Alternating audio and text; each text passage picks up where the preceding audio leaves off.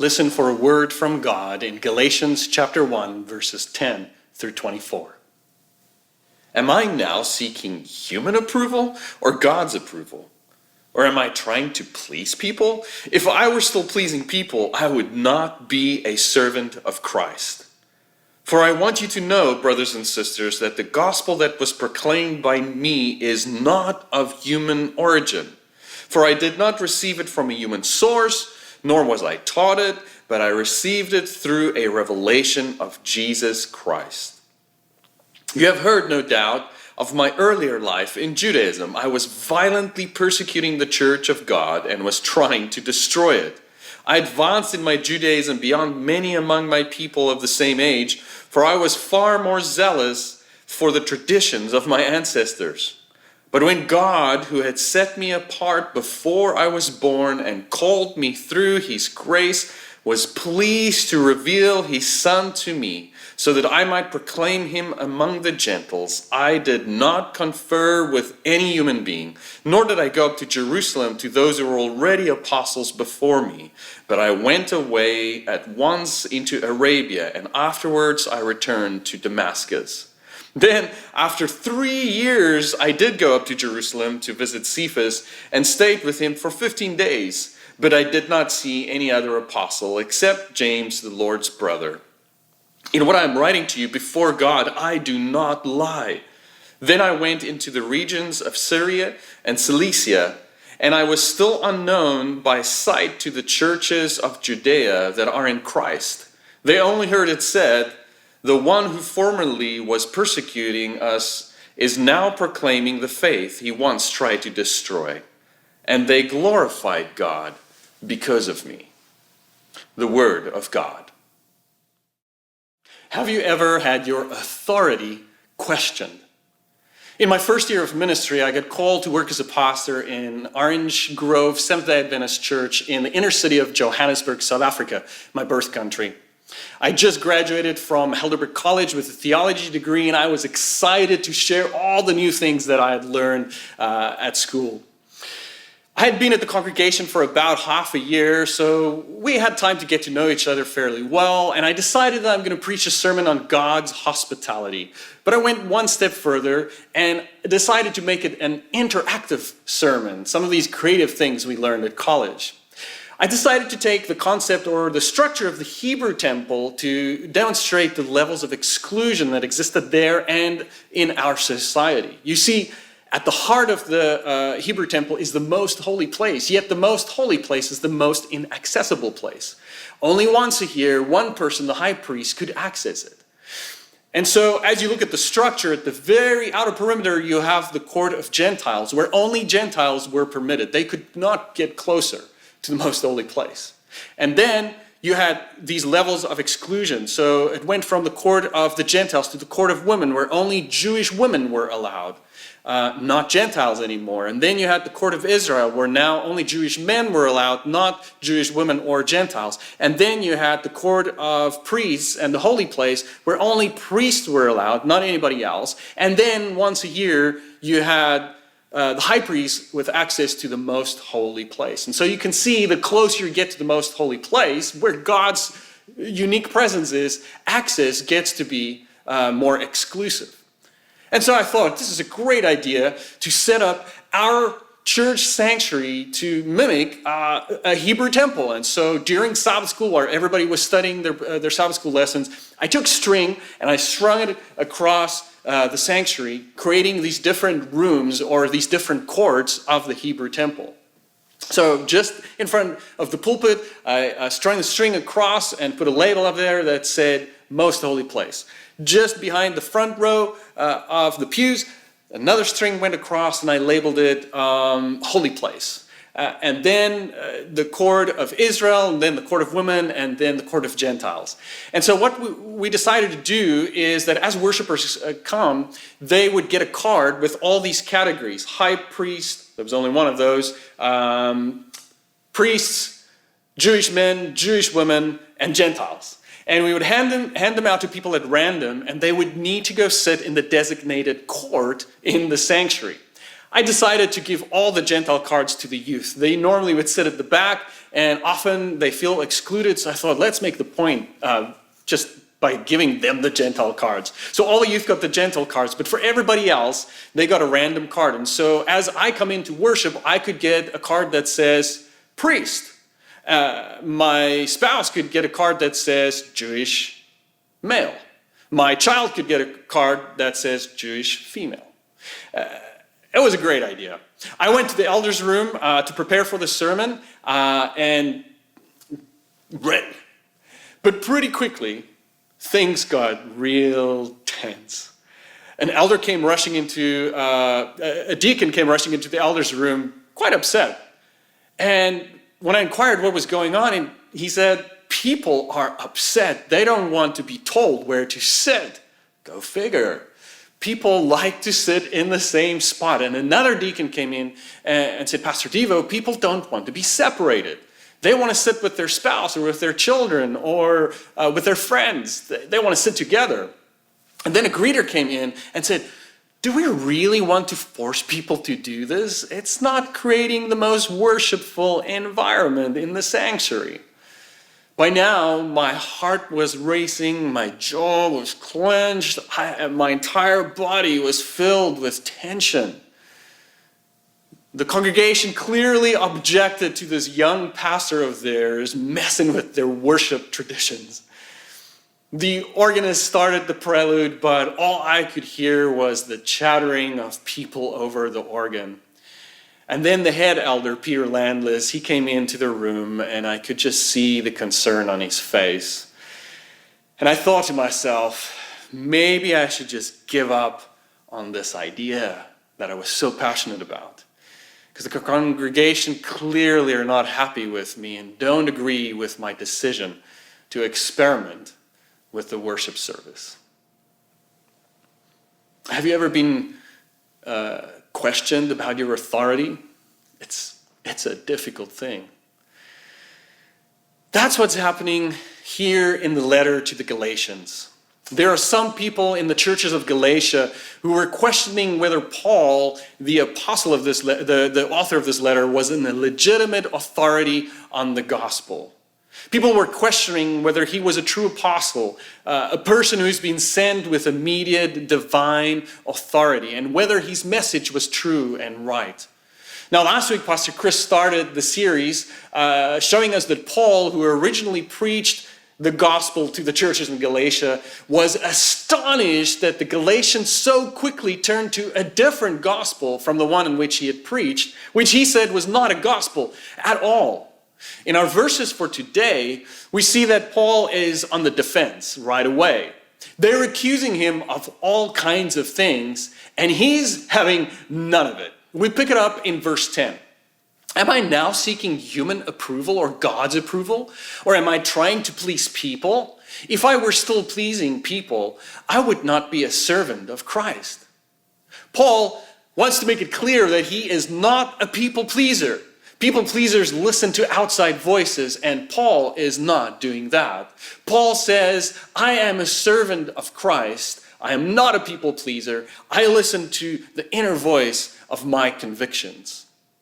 And then he continues, for I want you, brothers and sisters, to know that the gospel that was proclaimed by me is not of human origin. For I did not receive it from a human source, nor was I taught it, but I received it through revelation of Jesus Christ. I did not confer with any human being, nor did I go up to Jerusalem to those who were already apostles before me. See, these new teachers are accusing him of making up his gospel.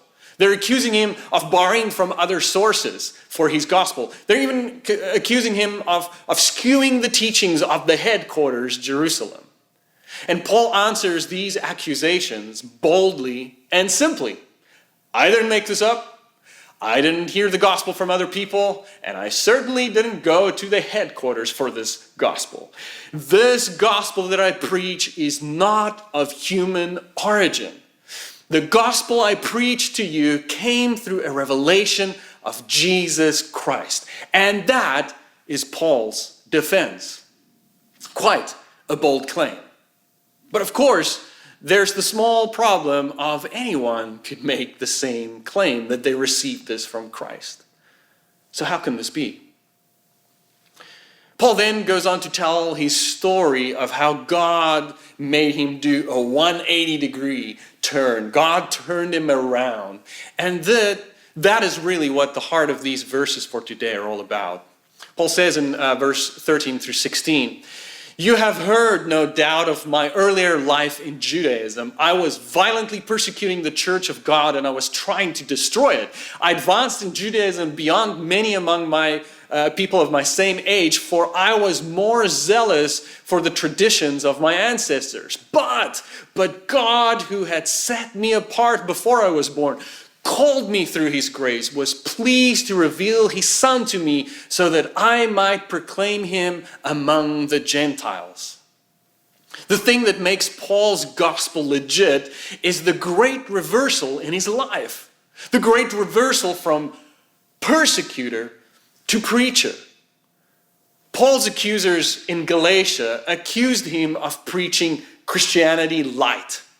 They accused him of watering down the faith, of making Christianity easy by saying it was Christ alone and not all these other things. Yes, what Paul said is true, they said, but his gospel is incomplete and it falls short of the high standards set for God's followers. See, this different gospel that was being preached in Galatia required strict adherence to various laws. In the book of Galatians, we'll see that Paul mentioned some of these that were required. Observance to the Mosaic law, observance of Jewish festivals, observance of kosher food laws, and new converts had to be circumcised. Paul answers all their accusations with, "Check, I did all of these things. All these strict laws that you require people to adhere to. I did all of that. I was a religious fanatic. In fact, Christianity light was exactly what Paul was so furious about. He persecuted these Christian Jews because they were making the gospel, the faith, easy. They accepted the teachings of this criminal Jesus who thought of himself as the Messiah and preached love and ended up crucified by the Roman authorities. Paul saw the danger of the slippery slope of opening the gospel to all people like this Jesus followers did without requiring adherence to the strict Jewish laws. These Jesus followers who claim that observance of these laws were not essential for salvation were watering down the faith, and these were the people that Paul went after. No wonder so many people were turning to this new faith and becoming Christian. Gentiles, that is anybody who is not Jewish, they don't have room in our religion unless they do these things. Pre-converted Paul said, this teaching that love was the only requirement to be saved, it was heresy. He saw the danger in Christianity light and did all he could to eliminate it, even by violent means. And so now, post-conversion Paul defends the gospel by stating that it is not of human origin, but it is of God. And the most powerful argument in support of this was this 180-degree turn that God did on Paul. The persuasive argument of Paul's authority as an apostle is that the very thing that he looked to destroy was the very thing that he became the most passionate advocate for. So-called Christianity light for Paul was now the very thing that became in Christ alone. That is really what his defense of the gospel is all about. When he's saying his gospel is not of human origin, he's saying it's because my story is witness to this fact that it is from God alone and not from human origin. That is what this defense is all about. A violent aggressor becoming the champion for God's indiscriminate love. Go argue with that, Paul says. The amazing thing is that today We worship primarily because of Paul and his preaching of the gospel. Paul insists that the gospel is not of human origin because the gospel was and is God's immediate word. The word God speaks in the present moment. The gospel is an event, not a tradition. The gospel is the event of Jesus, who was and is to come.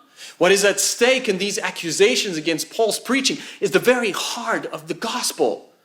The gospel's origin is and remains in Jesus, not with any church group wherever located. Tradition is restrictive and narrow and whitewashed. The gospel is liberating and broadening, freedom in full color. And Paul's story was at first about the power of institution. But then through Christ and his conversion, his story became about the power of inspiration. He moved because of God's working in his life from the power of institution to the power of inspiration.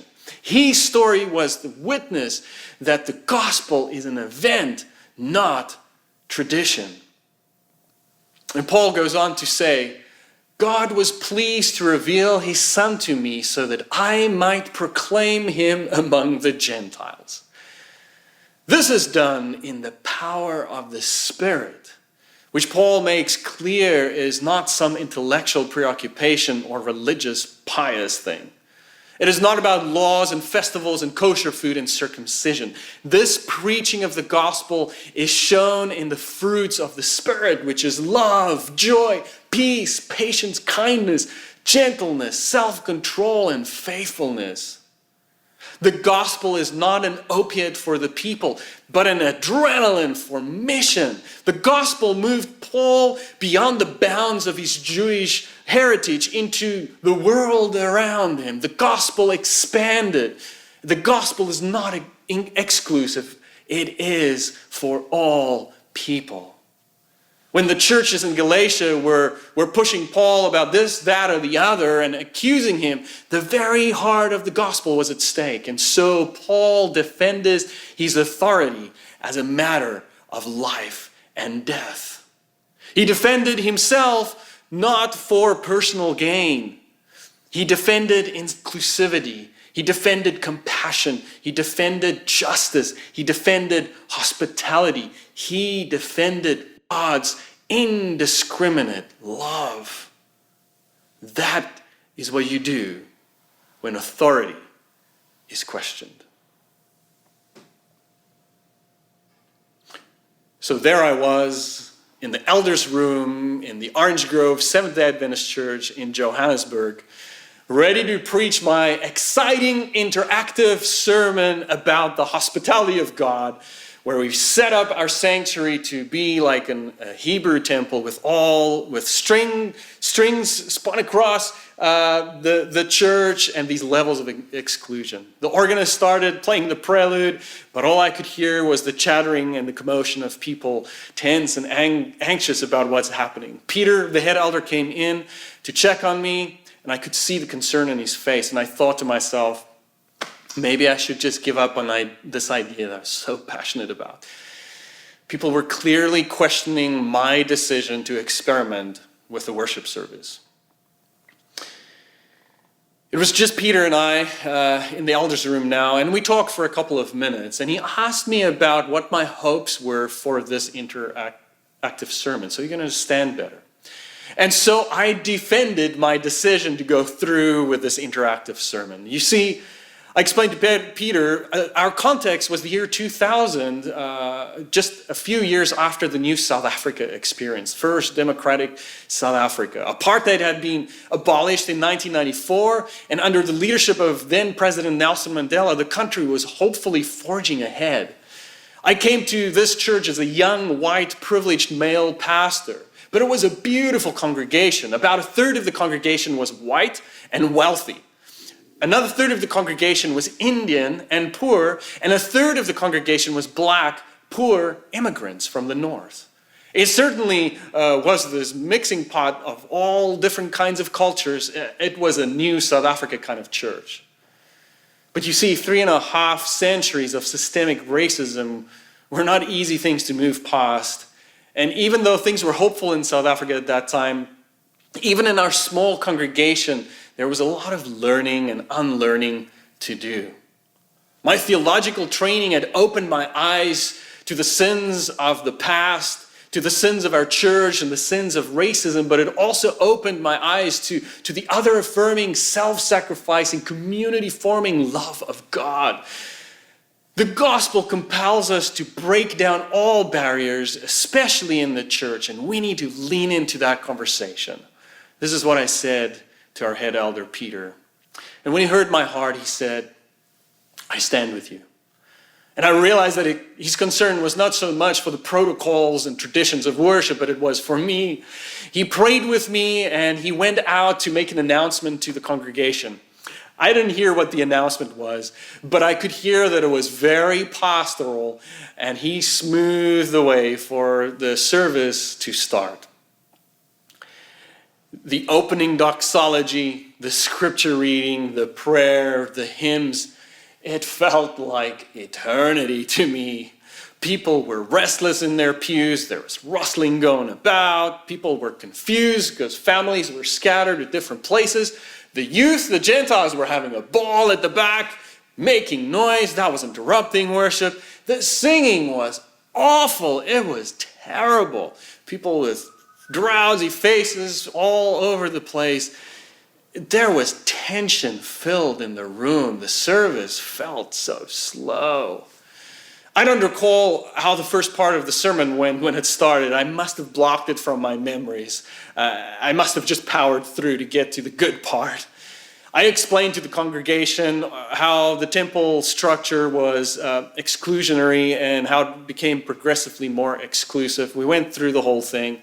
And Gentiles, hey youth, you're at the back, and the court of women, and wherever you are seated today, that is kind of how it went when you came to the Hebrew temple.